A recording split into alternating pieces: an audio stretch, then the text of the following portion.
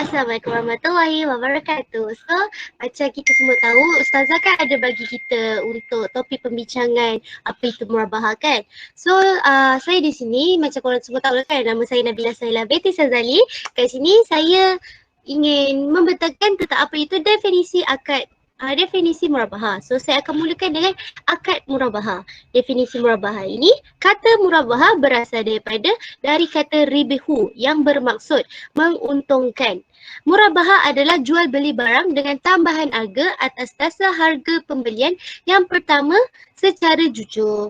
So murabahah ni adalah pembiayaan satu barang dengan menegaskan harga belinya iaitu modal kepada pembeli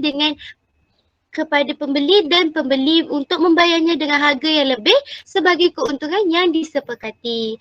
Okey, kalau dari segi istilah fikih Islam pula, murabahah ni bererti suatu bentuk jual beli tertentu ketika penjual menyatakan biaya perolehan barang, meliputi harga barang dan biaya-biaya yang lain yang dikeluarkan untuk memperoleh barang tersebut dan tingkat keuntungan margin yang diinginkan. Jadi yang pertama ialah bai murabahah ini iaitu jual beli barang pada harga asal dengan tambahan keuntungan yang disepakati. Dalam bai murabahah ini, penjual haruslah memberitahu harga produk yang ia beli dan menentukan suatu tingkat keuntungan tambahannya. Kiranya dari yang saya boleh simpulkan, contohnya macam penjual dan pembeli bandel. Okey, pembeli ni dia nak jual baju Nike vintage. Sekarang kan trend kan, dan kita tahu Nike ni memang dah tak ada keluarkan dah kalau Nike vintage ni. So, sekarang siapa yang ada ni mostly yang fighter-fighter bandar je betul-betul ada apa itu Nike vintage punya baju ni. Jadi penjual ni dia bagi tahulah harga waktu dia beli ni sekian. Tapi sebab sekarang kan stok baju ni dah jadi limited. Jadi dia pun terangkanlah penambahan harga baju tu dengan dari faktor modal dia beli. Okey, contohnya dia punya faktor modal dia beli tu daripada kos minyak dia pergi beli. Kononnya pergi beli tu konon dekat daerah lain, negeri lain. So dia duduk dekat daerah lain, negeri lain. Jadi kat sini dia menggunakan ni lah. Kat sini dia menerangkan tentang apa itu modal dia guna. Dia nak orang panggil apa, markup balik modal dia dan juga dari segi kualiti baju dia. So kat situ dia dah terangkan kualiti baju dia masih terjaga apa semua, jadi dia pun menyatakanlah dengan jumlah yang baru dari segi penambah harga sekian-sekian pada baju tu lepas dia kira semua faktor tu. Jadi lepas dia dah terangkan apa semua, pembeli tu pun masih setuju. Jadi kat sini kita boleh masukkan dengan murabahah penambahan harga suatu barang dari harga asal yang dipersetujui oleh dua-dua pihak. Kiranya pembeli dan penjual tu bersetuju untuk membeli dan menjual dan membeli baju Nike vintage tu. Okey, seterusnya saya akan terangkan lagi tentang konsep fik murabahah. Dalam kata istilahnya fik klasik, yang merupakan suatu bentuk jual beli tertentu ketika penjual menyatakan biaya perolehan barang al-tasaman al-awal dan tingkat keuntungan yang diinginkan. Biaya peroleh barang bisa meliputi harga barang dan biaya yang dikeluarkan oleh memperoleh barang tersebut. Murabahah masuk kategori jual beli mutlak dan jual beli amanat.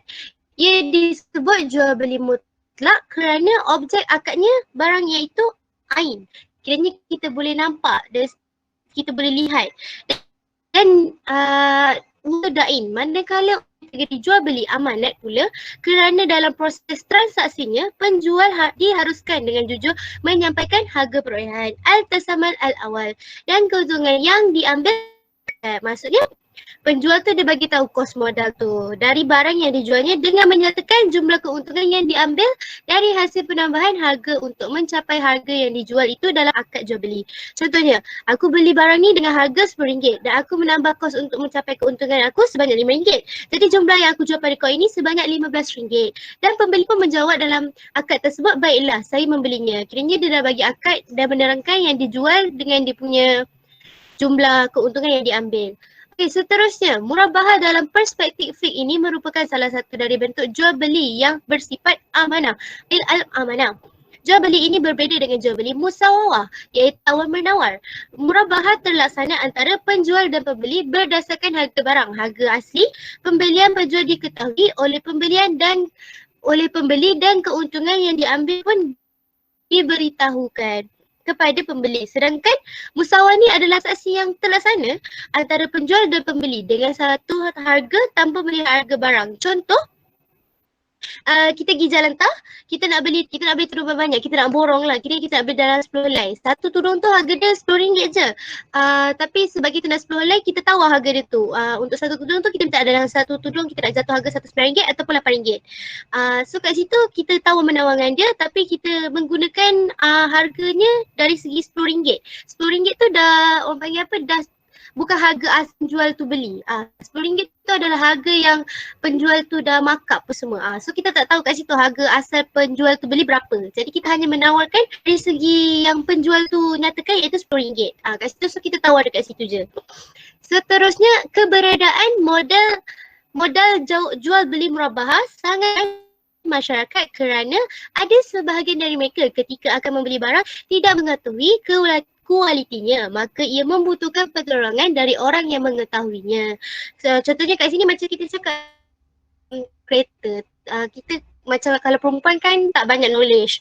So bila kita tak banyak knowledge, kita akan minta kepada abang kita ataupun ayah untuk membeli barang-barang yang berkaitan dengan apa itu kereta apa semua, sebab dia orang lebih berpengetahuan daripada kita. So kita teruskan benda tu pada dia orang, pada mereka. Kita menyuruh mereka untuk beli sebab dia orang lebih mengetahui berbanding kita. So yang bila kita dah minta dia orang beli untuk tu semua, kita minta pertolongan kat dia orang untuk beli barang yang kita kehendaki tu, lepas tu dia nak jual balik. Contohnya kita beli dari abang kita, tapi abang kita dia beli tu dia nak jual kat kita. Kat situ dia perlu sebut harga abang kita beli barang motor kereta tu berapa. Tapi dalam masalah kalau nak keuntungan, dia kena mention berapa keuntungan yang dia inginkan. Okey, kat situ. Selain itu, murabahah dalam konsep perbaikan merupakan jual beli pada harga asal dengan tambahan keuntungan yang disepakati. Dalam jual beli murabahah, penjual atau bank harus memberitahu bahawa harga produk yang ingin dibeli dan menentukan suatu tingkat keuntungan sebagai tambahannya. Kat sini kalau bank ni kita guna untuk nak beli kedai, beli rumah, macam tu lah.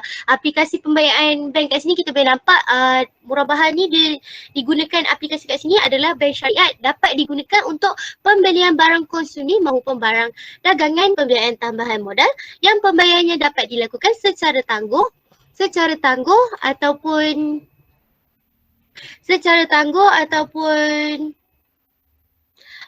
angsuran. Jadi itu maksudnya kat sini perbankan ni kita boleh nampak lah digunakan murabahah ni digunakan untuk kita guna untuk menyatakan keuntungan tu, dan kat situ kita boleh decide nak bayar secara angsuran ataupun secara langsung terus. So saya rasa itu sahaja berkenaan tentang definisi murabahah saya yang saya dapat terangkan dengan apa itu perbezaan dia dengan tawar menawar dan juga cara aplikasinya dalam apa itu murabahah bank syariah. Itu saja yang saya dapat terangkan dari definisi. Saya harap awak semua faham lah, sebab itu sahaja setakat ni apa yang saya boleh terangkan. Tapi kalau bab hukum ni saya kurang pasti. Mungkin ada siapa boleh terangkan?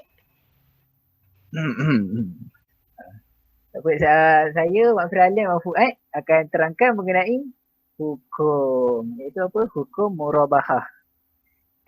Okay, kita inilah dasar hukum murabahah daripada Al-Quran. Dia daripada surah An-Nisa ayat yang ke-29. Kita baca A'udzubillahi minasyaitonirrajim. Bismillahirrahmanirrahim. Ya ayyuhallazina amanu la ta'kuluhu amwalakum bainakum bil batili illa an takuna tijaratan 'an taradin minkum wa la taqtulu anfusakum innallaha kana bikum rahima. Artinya, hai orang-orang yang beriman, janganlah kamu makan hak sesamamu dengan jalan yang batil kecuali dengan jalan perniagaan yang berlaku dengan suka sama suka di antara kamu. Jadi ayat di atas dia melarang semua bentuk transaksi yang palsu. Antara dia contoh yang dikatakan sebagai transaksi yang salah kat sini macam riba, seperti yang terkandung dalam sistem kredit konvensional. Sebabkan kontrak yang digunakan adalah hutang. Tak macam murabahah. Dia menggunakan dia menggunakan kaedah kontrak jual beli. Selain itu, ayat ni dia memerlukan kesahihan setiap transaksi murabahah berdasarkan prinsip kesepakatan antara pihak yang ditetapkan dalam perjanjian. Maksud dia macam dia memerlukan apa tu?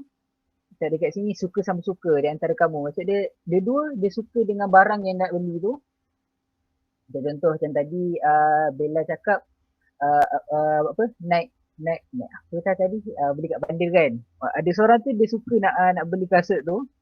Lepas tu dia memerlukan perjanjian dia cakap tadi berdasarkan kesepakatan antara pihak yang ditetapkan.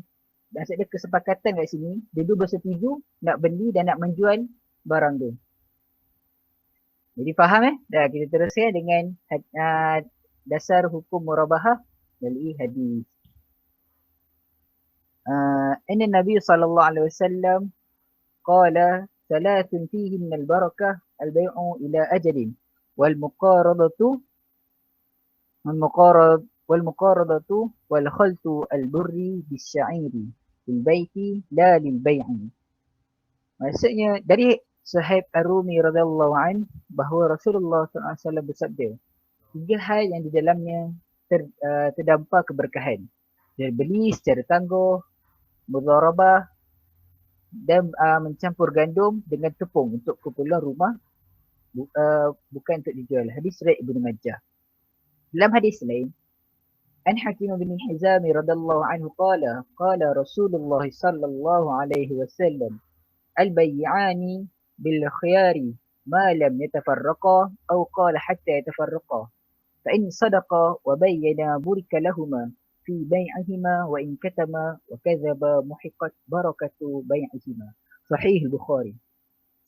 Dari Hakim bin Hizam berkata, dia bersabda Rasulullah sallallahu alaihi wasallam, 2 orang yang berjual beli itu berhak memilih selama keduanya belum berpisah, atau boleh bersabda sehingga keduanya berpisah. Jika keduanya jujur dan terus terang, maka keduanya mendapat berkah dalam jual belinya. Jika keduanya menyembunyikan dan berdusta, maka dihapuslah berkah jual belinya. Itu hadis Bukhari. Jadi maksudnya dalam dia boleh dijadikan dalil sebab dalam murabahah ni dia memerlukan kejujuran, terus terang sebab penjual haruslah memberitahu harga tu kan. Jadi jika ingin mendapat berkah dalam jual beli tu, jadi penjual perlulah jujur dan juga terus terang dalam harga, dan juga pembeli haruslah jujur dan juga tanggungjawab untuk membayar. Dan teruskan dengan ijma' ulama. Dasar hukum murabahah menurut ijma' para ulama adalah bahawa umat Islam telah bersepakat tentang kesahihan jual beli. Kerana manusia sebagai anggota masyarakat selalu memerlukan sesuatu yang dihasilkan dan dimiliki oleh orang lain. Oleh kerana itu, jual beli adalah salah satu jalan untuk mendapatkannya secara sah. Dengan demikian, maka mempermudah bagi setiap individu untuk memenuhi keperluannya. Oleh demikian, para ulama bersepakat bahawa bai' al-murabahah diharuskan kerana murabahah ialah menjual barang kepada pembeli serta menyatakan harga asal. Ia dikira sebagai suatu transaksi yang adil. Ia juga disyaratkan kepada penjual untuk mengambil keuntungan dari jualan barang tersebut. Oleh demikian, jual beli ini adalah harus selagi ia tidak terlibat dengan emas dan perak. Okey, jadi tu sedikit penerangan pasal dasar hukum murabahah. Jadi maksudnya hukum murabahah ni dia diharuskan sebab ia macam tadi ijma' ulama pun dah bersepakat. Dia kata sebab dia ni sebab setiap anggota masyarakat selalu memerlukan sesuatu yang dihasilkan dan dimiliki oleh orang lain. Maksudnya seperti membeli, menjual. Jadi ada yang tak faham ke? Faham Okey, baik. Jadi kita teruskan dengan syarat dan juga rukun. Okey, tadi Bella dengan Firas dah terangkan pasal definisi dengan hukum. So, saya akan teruskan dengan rukun dan syarat murabahah. rukun jual beli murabahah adalah sama dengan rukun jual beli biasa, iaitu adanya yang pertama penjual al-bai', yang kedua pembeli al-mushtari, yang ketiga barang yang dibeli al-mabi', yang keempat ialah harga as-saman, dan yang terakhir ialah as-silqah, iaitu ijab dan qabul. Penjual dan pembeli keduanya disyaratkan berakal dan orang yang berbeza. Oleh itu, jual beli yang dilakukan oleh anak kecil ataupun orang gila, hukumnya tidak sah. Sebab menurut jumhur ulama, orang yang melakukan akad jual beli harus balik dan berakal.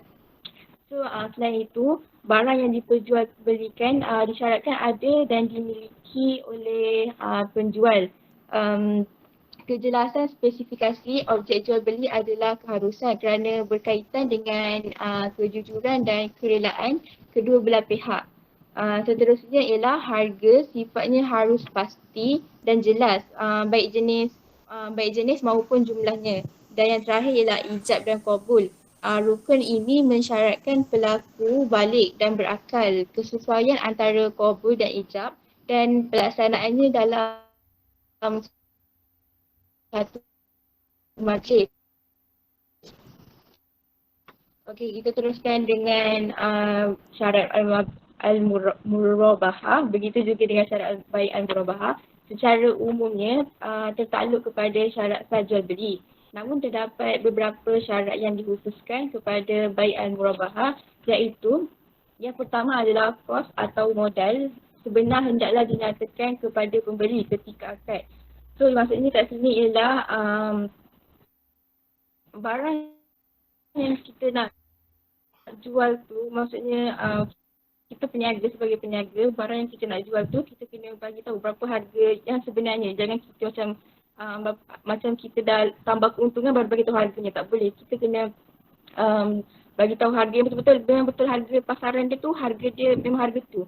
So kita kena bagi tahu pembeli ketika melakukan akad. Yang kedua ialah keuntungan yang ditambah pada kos hendaklah dimaklumkan kepada pembeli. Jadi maksudnya di sini ialah bayangkan kita beli barang harganya RM10. Kita nak ambil untung dalam 50% lah, kita ambil untung 50%. Kita kena bagi tahu dekat pembeli tu yang kita kata saya jual barang ni harga asalnya RM10 tapi saya ambil untung 50%. So biar pembeli tu tahu berapa untung kita. Sebab nanti dia boleh dapat tahu harga asalnya juga. Okey, yang ketiga ialah barangan dan harga jualan bukanlah termasuk dalam kategori barangan ribawi kecuali mematuhi syarat pertukaran barangan ribawi. Barangan ribawi maksudnya kat sini ialah seperti emas, perak, tamar, gandum, barli dan garam. Okey, maksud kat sini syarat pertukaran barangan ribawi ialah barang dan harga diserahkan secara terus dan tidak boleh berhutang. Maksudnya time kita menjalankan urus niaga tu, kita macam beli kat pasar lah kan. Kita pergi kat jumpa orang tu, kita ambil barang, lepas tu kita terus jual, terus bayar semua tu. Dia secara terus, tak boleh nak tangguh-tangguh macam okey kita dah ambil barangnya tapi kita tak bayar lagi, tangguh-tangguh. Tak boleh. Tak boleh. Yang kedua ialah barang harus diterima di tempat melakukan jual beli. Barang yang kita beli tu kena ada sekali. Maksudnya jangan kita bayar duit dulu. Lepas tu barangnya tak ada. Barangnya dapat 2 hari kemudian ke, lepas kemudian ke, barang ribawi dia kena, barang ribawi ni dia kena dapat terus dekat hari tu beli, hari tu juga dapat. Lepas tu yang terakhir ialah barang mesti sama jenis, ukuran, berat dan timbang. Kalau kita beli gandum, so barang yang kita tukar tu pun kena gandum. Dia punya ukuran dia punya berat dia, saiz dia semua sama. Dia punya tu memang kena sama. Okey, syarat murabahah yang keempat ialah pihak pembeli boleh membatalkan kontrak jika berlaku kekeliruan dalam menentukan kadar sebenar kos. Contohlah, kita dah beli barang ni, lepas tu harga asalnya dalam RM15. Lepas tu, ini harga yang dah ditetapkan RM15. Lepas tu bila jumpa nak beli tu, dia kata harganya RM20. So kat situ kita boleh batalkan kontrak sebab ada keliruan dekat kadar kos. So kita boleh, sebagai pembeli kita boleh batalkan terus kontrak dengan penjual. Okey, yang terakhir ialah kontrak jual beli pertama di antara penjual dan pembekal barangan adalah sah di sisi syarak. Jual beli antara pembeli dengan penjual ataupun pembekal barangan mestilah sah di sisi syarak. Okey, itu saja pasal rukun dan syarat sah al-murabahah. So jadi kita teruskan kepada yang seterusnya.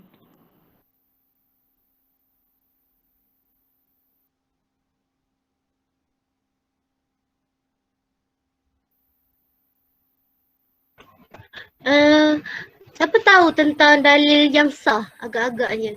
Sebab rasanya dekat definisi tadi tak ada dalil yang betul-betul menghususkan tentang apa itu murabahah. Boleh saya tahu siapa yang mungkin berpengetahuan tentang dalil yang berkaitan? Oh, baiklah. Aiman, boleh awak terangkan kalau awak tak keberkatan?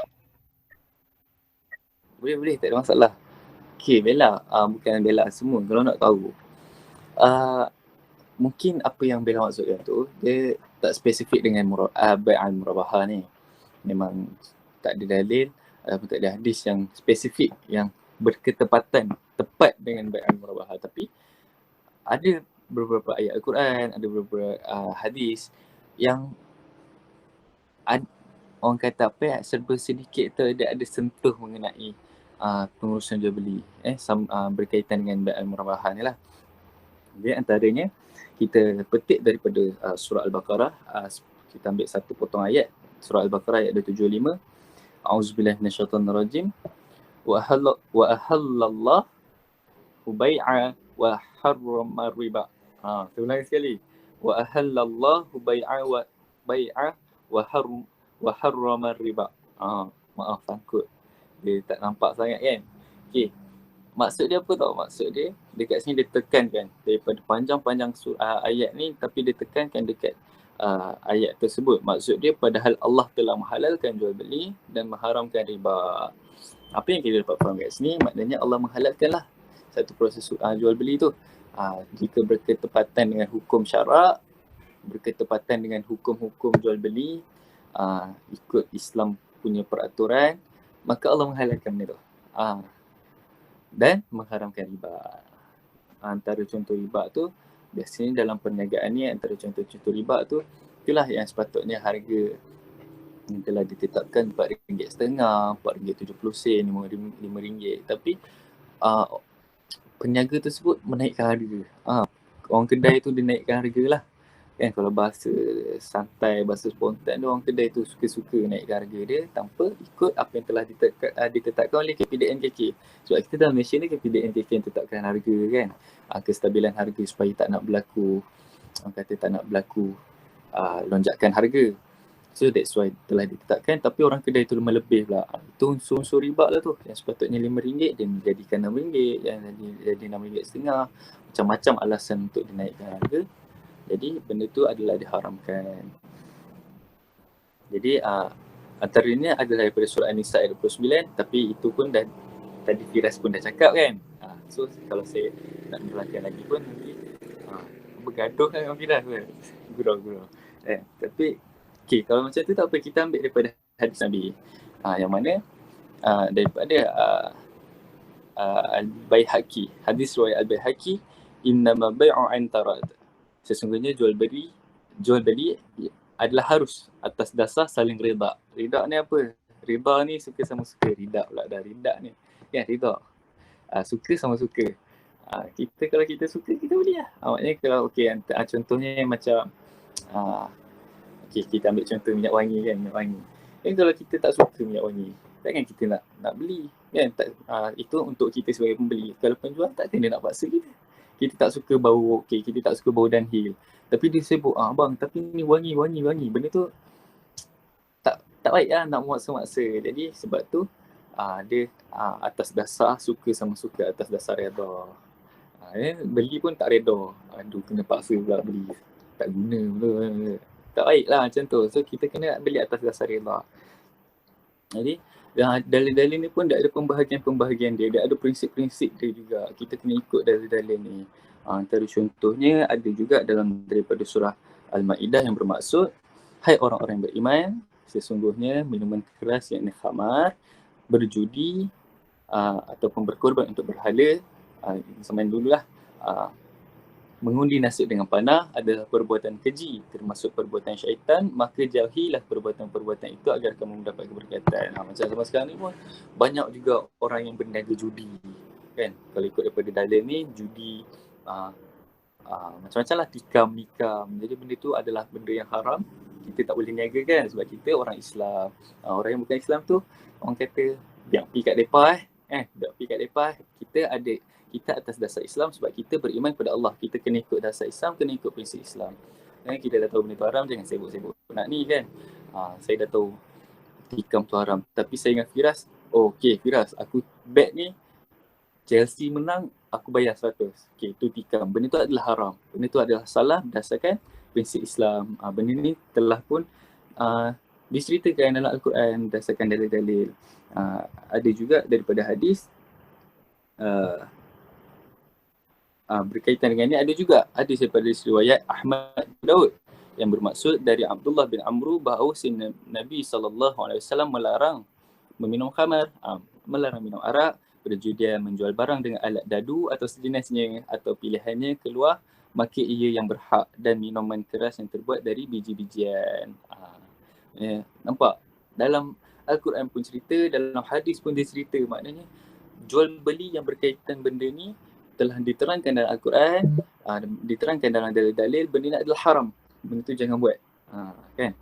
Macam-macam banyak juga yang berkaitan dengan ni, terutama ni hadis-hadis Nabi. Sebab apa? Zaman Nabi banyak yang berniaga.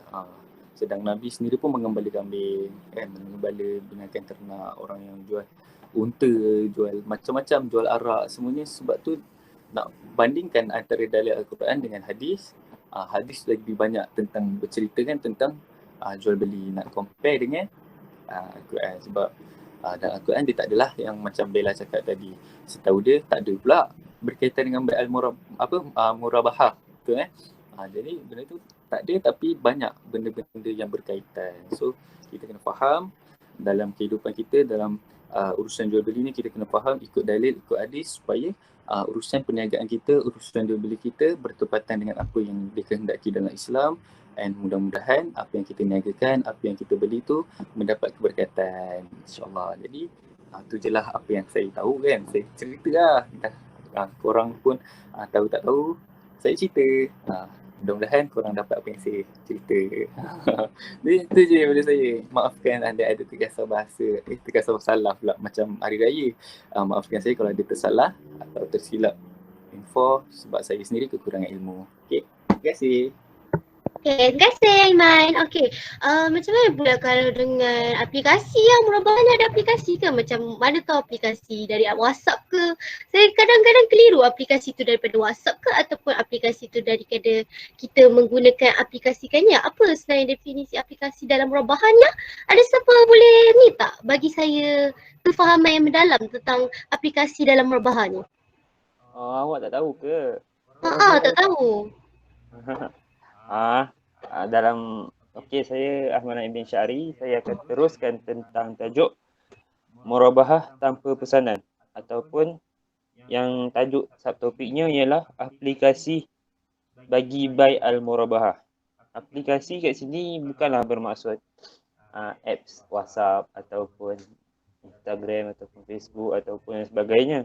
Tapi aplikasi kat sini maksudnya yang membawa maksud sebagai satu pelaksanaan ataupun tata cara di dalam bai al-murabahah ini. Okey. Tapi saya akan bawakan tajuk berkaitan tentang murabahah tanpa pesanan. Dalam aplikasi bai al-murabahah ni, dia terbahagi kepada dua, tanpa pesanan dan ada pesanan. Tanpa pesanan dengan berdasarkan pesanan. So saya akan terangkan tentang tanpa pesanan, manakala kawan saya akan menerangkan tentang berdasarkan pesanan pula. Okey, apa yang dimaksudkan tanpa pesanan ni? Dia punya contoh dia macam ni. Pembeli pertama dengan penjual pertama berurus niaga. Lepas tu pembeli pertama dia beli barang dengan terus tanpa berbincang. Maksudnya saya pergi ke bank, saya terus pergi ke bank untuk membeli satu barang ataupun membeli satu komoditi. Ataupun saya pergi satu tempat, saya terus pergi belinya terus. Saya terus pergi membelinya tanpa berbincang dengan pihak penjual. Lepas tu, dan saya juga boleh belinya secara cash ataupun ansuran. Dua cara pembayaran, cash ataupun ansuran. So yang membezakan antara aplikasi tanpa pesanan dan berdasarkan pesanan ni ialah yang tanpa pesanan ni dia terus tanpa bincang. Manakala yang berdasar pesanan dia kena bincang. Sebab yang berdasar pesanan ni biasanya dia yang berkaitan dengan yang besar-besar, macam nak beli rumah, macam nak beli kereta. So dia kena berbincang lah. Kalau yang macam tanpa pesanan ni dia macam nak beli makanan ke ataupun nak beli baju ke, tengok macam cantik je dia terus nak beli. Makanan tengok macam sedap dia terus beli, tak ada bincang. Macam tu. Lepas tu second seller, pembeli pertama tu dia pun menjual barangnya. So pembeli pertama dia merangkap sekali sebagai penjual yang kedua. Sebab apa? Sebab pembeli pertama dia jual barang dia dan dianggap sebagai penjual yang kedua, jual barang kepada second buyer.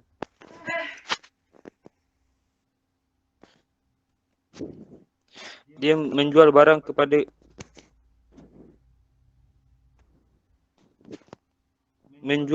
kepada second buyer dengan cara yang sama seperti mana yang dia dah beli. Seperti mana apa yang dia beli, seperti mana bila mana dia jadi pembeli, dan seperti itulah dia jadi penjual kepada pembeli. Maksudnya kat sini ialah pembeli yang kedua dia kena beli barang pun dengan cara cash ataupun ansuran juga. Tapi yang penjual yang kedua ni merangkap pembeli yang pertama, dia sebelum dia jual tu dia kena bagi tahu modal dan untung dia. Contoh Pak Cik ni dia jual jersey, lepas tu dia beli jersey tu modal dia RM20 dan untung dia RM5. So kat sini Pak Cik tu dah bagi tahu dia punya modal dan untung. So untuk sebagai apa? Sebagai itulah maksudnya bai al-murabahah. Okey, seterusnya second buyer boleh bayar cash dan ansuran. Dia sama je seperti mana apa yang berlaku dekat pembeli pertama, dekat penjual yang pertama. Itulah yang berlaku kepada orang-orang yang seterusnya. Maksudnya berlaku kepada penjual ketiga ataupun penjual keempat, pembeli kedua, pembeli ketiga. Sama je konsep dia. Itu untuk tanpa pesanan. Manakala untuk yang berdasar pesanan, kawan saya boleh terangkan.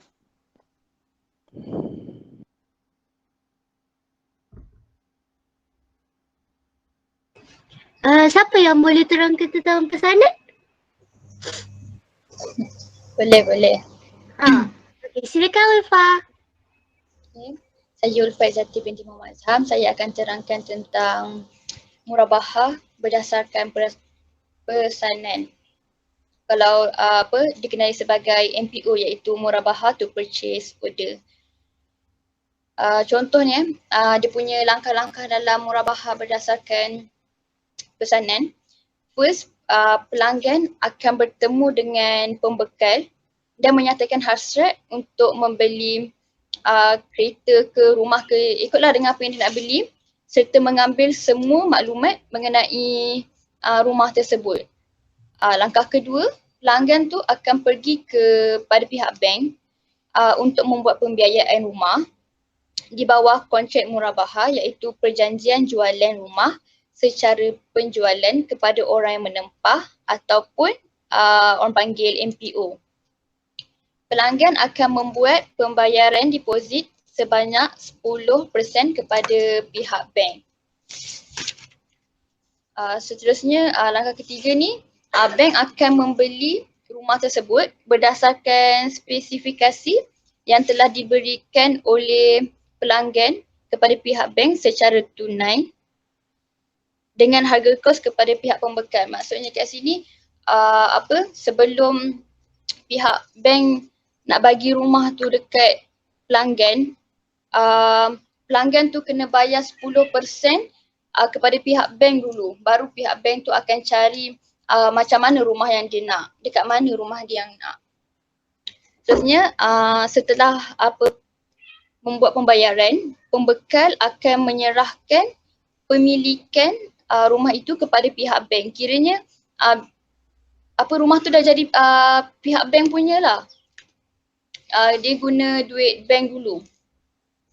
Lepas tu bank akan menjual semula rumah tu kepada pelanggan dengan harga yang ditambah, harga jual yang ditambah dengan keuntungan yang dipersetujui pada kontrak pertama. Beza dia murabahah tanpa pesan dengan murabahah berdasarkan pesanan ni, murabahah ni dia ada kontrak awal, dia ada perjanjian awal. Kalau tanpa pesanan tu dia terus pergi beli je. Dan pelanggan akan membuat pembayaran kepada pihak bank dengan harga jual dalam tempoh yang dipilih, sama ada 3 tahun, 5 tahun, 7 tahun ataupun 9 tahun. Dalam masa tempoh tersebut, pelanggan dia kena bayar. Kalau tak bayar, pihak bank tu dia ada hak untuk bagi dekat orang lain. Dan bank akan menyerahkan pemilikan rumah tersebut sepenuhnya kepada pelanggan apabila bayaran telah selesai dibuat. Lepas selesai tu, barulah rumah tu bank serahkan dekat pelanggan. Tu je lah, aplikasi dia tak susah pun, sama je. Tu je.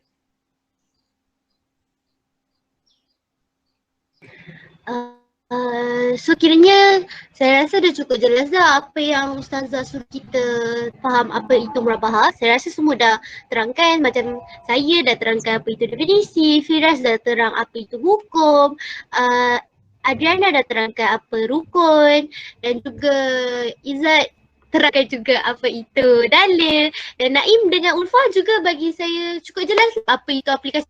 Sebenarnya saya fikir aplikasi tu macam apps kita kena install kat Apple Store ke Play Store, semua tu kan. So saya rasa kita semua dah cukup jelas, dah faham. So saya rasa sampai sini je kot kita dah boleh tamatkan perbincangan kita, sebab apa yang ingin disampaikan tu pun kita dah dapat. So saya rasa saya boleh undur diri dulu. Okay, bye semua, jaga diri. Assalamualaikum.